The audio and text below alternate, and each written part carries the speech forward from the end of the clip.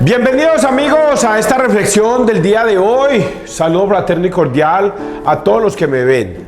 Gracias por estar viendo estas reflexiones. Unos cuantos nos ven todos los días. Recuerden que este mensaje ustedes lo encuentran en YouTube, en CNC Regional. Ahí en YouTube lo encuentran todos los días. Pueden pasarlo. Nosotros lo hacemos llegar por WhatsApp y por Facebook también. Lo presentamos en el noticiero de Tuluá hasta Toro y el noticiero de La Unión, La Victoria y Toro también. En el canal digital cnclaunion.com.co también lo presentamos. Hoy vamos a hablar nuevamente de la palabra de Dios. Oiga, yo a veces digo unas cosas impresionantes que hasta me preocupa decirlas. Porque se me ocurre decir cosas como esas. Como por ejemplo decir que los protestantes no se salvarán si continúan por ese camino. Si creen que por esas iglesias que ellos están guiándose van a salvarse, y resulta que yo digo, pero ¿por qué a mí se me ocurre decir estas cosas? Y es porque en la Biblia está escrito eso. Si la Biblia dice eso, así lo tengo que decir yo. No puedo agregarle ni quitarle. Yo sé que los protestantes y algunos que me escuchan dirán que César está equivocado. Pero yo a ellos les pido el favor que si yo estoy equivocado, pues me llamen y me digan, Cecitar, estás equivocado. Es por este lado la salvación, es por este lado. Y discernimos sobre el Evangelio. No diga estoy equivocado por estar equivocado. Y usted no se amarre a pensar que como usted está pensando es lo correcto. Es como debe ser. Es como mi pastor me enseñó. Así es como son las cosas. No. No sea oveja o cordero llevado al matadero. Haga un discernimiento y déjese guiar por la palabra de Dios. No por lo que diga César Arturo Arias, sino por lo que está escrito en la palabra de Dios. Y así de esa manera usted va a encontrar discernimiento para su vida y va a descubrir si es verdad o es mentiras. Pero si su pastor lo engaña y usted sigue creyendo que el pastor tiene la razón, seguramente que yo tengo la razón al decirle que usted no se va a salvar, porque prefiere creerle a un hombre que creerle a Dios mismo en su palabra. Y eso es un error. No hay un solo pastor, un solo pastor de iglesias protestantes, incluyendo a Martín Lutero en el año 1520. Incluyendo a Martín Lutero en el año 1520, de ahí para acá, un solo pastor que se haya salvado, a menos que en el camino se haya arrepentido de su pecado de apostasía, porque lo tengo que decir así, muchos pastores se han salvado porque han confesado su pecado mortal, que es el pecado de la apostasía. Vamos entonces a leer hoy, porque hoy no deja de ser trágico lo que voy a leer en esta primera parte. Persignémonos, muchachos, en el nombre del Padre, del Hijo, del Espíritu Santo. Amén. De lectura del profeta Oseas. ¿Quién es el profeta Oseas? Por acá lo estoy investigando. A ver, yo veo si lo encuentro. Profeta Oseas, que yo lo estoy investigando. Ah, bendito, lo borré. No, lo borré. ¿Quién es el profeta Oseas? Describe salvación, pero también describe condenación. Así es que el profeta Oseas describe un momento de condenación para ese pueblo de Israel. Oseas 10, 1, 3, 7, 8, 12. Es tiempo de consultar al Señor. Una viña arrasada es Israel, el fruto es como ella. Por la abundancia de sus frutos multiplicó sus altares. Cuanto más rica era su tierra, más adornaban sus estelas, su corazón es inconstante. Así pues, pagarán. Él mismo hará a pedazos sus altares, demolerá sus estelas. Entonces dirán, no tenemos rey, porque no tuvimos temor del Señor. Y el rey, ¿qué haría por nosotros? Ha desaparecido el rey de Samaria como una rama de la superficie del agua. Serán destruidos los altosanos de la iniquidad. Pecado de Israel, espino y maleza crecerán sobre sus altares. Dirán a las montañas, cubridnos, y a las colinas caed sobre nosotros. Sembrad con justicia, recoged con amor, poned al trabajo un terreno virgen. Es tiempo de consultar al Señor, hasta que venga y haga llover sobre nosotros la justicia. Palabra de Dios, te alabamos a ti, Señor Jesús. Cuando yo leí esta mañana esta primera lectura, pues yo investigué quién era Oseas, por qué predice todo esto tan siniestro. Y es que Oseas vivió en un tiempo donde Israel se rebeló contra Dios y sus reyes se rebelaron contra Dios. Por eso crearon altares y comenzaron a fomentar la idolatría y comenzaron a adorar dioses paganos. Y Dios evidentemente les hace un llamado de atención a estos hombres a través del profeta Oseas. Ustedes se separaron de Israel, ustedes no obedecieron mis mandatos.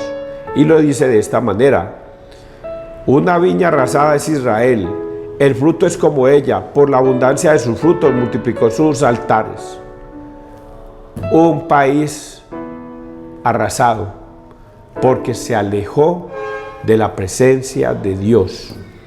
Y yo lo estoy diciendo en el tiempo pasado, en ese tiempo. Pero ¿qué me late, muchachos? Que nosotros vamos y estamos viviendo un segundo tiempo, que es el de la nueva alianza, donde también este nuevo pueblo también va para las mismas circunstancias. Por eso tenemos pronosticado o profetizado la venida de nuestro Señor Jesucristo por segunda vez. Porque vendrá ese tiempo donde Jesús vendrá a arrasar con los pueblos. No Jesús, será el tiempo de lo que está escrito. La siembra será amarrada y guardada en los graneros, y la cizaña será amarrada en gavillas y arrojada al fuego. Ese tiempo que fue en el tiempo en que Dios destruyó a Israel y lo esclavizó con Nabucodonosor durante 70 años, es el tiempo nuevo en donde seguramente Jesús vendrá y no nos va a esclavizar. Ya no habrá una segunda oportunidad. Ya será Jesús juzgando a vivos y a muertos, juzgando. El que haya creído se salvará, y el que haya desobedecido se condenará. Si bien es cierto que aquí en esta palabra nos presentan un pueblo de idolatría, nos presentan a unos reyes que hacían y consumían ídolos, diferentes dioses. Dios castiga a este pueblo. No así sucede hoy día. Hoy día es muy difícil encontrar pueblos que tengan ídolos, pero sí tenemos idolatría en los pueblos, y por ello por ahí hay un pasaje bíblico donde dice que el dinero es idolatría, que el que le gusta el dinero es un idólatra, y ese es uno de los grandes vicios por el cual nosotros vamos a ser condenados. Cuanto más rica era su tierra, cuanto más rica era su tierra, más adornaban sus estelas. Su corazón es inconstante. Así pues, pagarán. Él mismo hará pedazos sus altares, demolerá sus estelas. Entonces dirán: no tenemos rey porque no tuvimos temor del Señor. Eso nos está pasando en este tiempo. ¿Cuántas personas van a misa? A mí me aterra ver, o me sorprende, me sorprende ver el Viernes Santo, que todo mundo corre al Via Crucis. Y esos son 3, 4 cuadras, 5 cuadras llenas de gente. Y después va uno a misa y no ve uno 3, 4, 5 cuadras la gente yendo a misa. La gente cogió el Via Crucis por costumbre y van. Y el sábado santo, que es realmente el día de Pascua, no se ven las 3 o 4 cuadras llenas. Se ve un templo lleno, pero no caben todos y sobra espacio. Entonces uno ve que hoy día la gente se ha pervertido en el mundo, se ha dejado consumir por el mundo y se ha apartado de Dios. Y por ello dice acá, no tenemos rey, porque no tuvimos temor del Señor. Y el rey, ¿qué haría por nosotros? Ha desaparecido el rey de Samaria como una rama de la superficie del agua. Serán destruidos los altosanos de la iniquidad. Pecado de Israel, espino y maleza, crecerán sobre sus altares.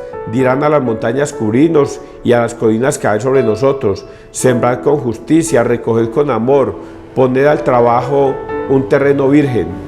Es tiempo de consultar al Señor hasta que venga y haga llover sobre nosotros la justicia. Volvemos al mismo tema. Esto es una repetidera de la repetidera. Al mismo tema. Solo quien crea en el Señor se salvará. Solo quien persevere en la doctrina de Jesucristo se salvará. La mayoría de los seres humanos se condenarán. Y esto lo tengo que decir claro. Si yo, César Arturo Arias, esto lo voy a decir porque hay algunas personitas que critican eso y yo no entiendo por qué, tan bobitos. Si yo, César Arturo Arias, que digo pertenecer a la Iglesia Católica, que digo obedecer a Dios, que digo obedecer sus mandatos, que digo estar con Cristo y no obedezco sus mandatos, preceptos, normas, yo no me salvo, muchachos. Yo no me salvo. Así predique, aleluya, alabe, glorifique y diga hasta misa y todo, pero si yo no obedezco los mandatos, preceptos, normas y decretos del Señor, yo, César Arturo Arias, no me salvo. Si un sacerdote, por muy sacerdote que sea, no obedece los mandatos del Señor, así sea muy sacerdote, y no obedece los mandatos del Señor, no se salva, se condena. Si un obispo, por ser obispo, ser discípulo o apóstol de Cristo, y comienza a separarse de los mandatos, decretos, de normas del Señor, no se salva, por muy obispo que sea. Lo mismo un cardenal y lo mismo un papa, por muy papa que sea. Pero si un papa no obedece las normas, decretos, mandamientos del Señor, puede ser muy papa, pero no se salva. Esto es una cosa impresionante que yo digo para que los protestantes lo tengan en claro de una vez por todas, que ustedes están guiándose que porque yo no soy como los católicos, es que los católicos son pecadores, en cambio yo no, es que los católicos son los que delinquen, yo no, es que los sacerdotes son unos pedófilos, yo no. Por eso ustedes no se van a salvar, por eso ustedes no se van a condenar. Ustedes no se salvan ni se condenan porque otro peque o no peque. Ustedes se salvan o se condenan por sus propios pecados, por los que usted cometa. Ahora vamos a leer el Salmo que nos va a dar una luz de esperanza. Salmo 104. Buscad continuamente el rostro del Señor. Cantadle al son de instrumentos. Hablad de sus maravillas. Gloriaos de su nombre santo. Que se alegren los que buscan al Señor. Buscad continuamente el rostro del Señor. Recurrid al Señor y a su poder. Buscad continuamente su rostro. Recordad las maravillas que hizo, sus prodigios, las sentencias de su boca. Estirpe de Abraham, su siervo, hijos de Jacob, su elegido. El Señor es nuestro Dios. Él gobierna toda la tierra. Buscad continuamente el rostro del Señor. Solo a través de nuestro Señor Jesucristo nos salvamos. Y aquí viene un detalle tan bobo, que me parece a mí tan bobo, de los protestantes. Si vio, César, lo que usted acaba de decir, el único que salva es Cristo. Por eso es que nosotros glorificamos y aleluyamos a Cristo, porque el único que salva es Jesucristo. ¿Sí vio que usted lo acaba de decir? Hombre, sí señor, yo lo acabo de decir, y es verdad. El único que salva es Cristo. Pero Jesucristo salva solo sí y solo sí a través de su iglesia. Por pronunciar, invocar, aleluyar a Cristo, usted no se salva. Solo se salva a través de la iglesia de Cristo. Y Cristo ha dejado en esta tierra una iglesia para que nosotros a través de esa iglesia nos salvemos. Queremos buscar la gloria de Dios, solo la encontraremos en la iglesia de Cristo, no más, no en cualquier iglesia, no en cualquier parte, solo a través de la iglesia de Cristo que Él ha dejado constituida aquí en la tierra. ¿Y dónde quedó eso reflejado? Y se lo voy a empezar diciendo por este evangelio que coincidencialmente me salió, vea pues, me salió lo que acabo de decir, porque el evangelio dice de Mateo 10, 1, 7, id a las ovejas descarriadas de Israel. En aquel tiempo Jesús llamó a sus 12 discípulos y les dio autoridad para expulsar espíritus inmundos y curar toda enfermedad y toda dolencia. Estos son los 12 nombres de los 12 discípulos. El primero, Simón, llamado Pedro, y Andrés su hermano, Santiago el de Zebedeo y Juan su hermano, Felipe y Bartolomé, Tomás y Mateo el publicano, Santiago el de Alfeo y Tadeo, Simón el de Caná y Judas Iscariote, el que lo entregó. A estos 12 los envió Jesús con estas instrucciones: no vayáis a tierra de paganos, ni entréis en las ciudades de Samaria, sino id a las ovejas descarriadas de Israel. Id y proclamad que ha llegado el reino de los cielos. Palabra del Señor, gloria a ti, Señor Jesús. Id y proclamad que ha llegado el reino de los cielos. Es la orden que da Jesús a sus discípulos, que vayan y proclamen el evangelio y que hagan que todos los pueblos sean sus discípulos, y enseñándoles a que obedezcan todo lo que yo les he mandado. Juan 20, 21, 23. No, Mateo 28, 19. Mateo 28, 19. Hagan que todos los pueblos sean mis discípulos, enseñándoles y enséñenles a obedecer todo lo que yo les he mandado. ¿Por qué les dije hace un rato que pertenecer a cualquier iglesia no salva? Solamente salva una sola iglesia, una, la que fundó Cristo en Mateo 16, 18. ¿Y cómo sucede esto? ¿Por qué sucede esto? Y aquí es cuando nos echamos para atrás y les recordamos a ustedes, para que lo tengan muy en cuenta, que cuando Jesús fue a conocer a Pedro, apenas Jesús lo vio, le dijo: tú eres Simón, hijo de Jonás. De ahora en adelante te vas a llamar Kefas, que significa piedra.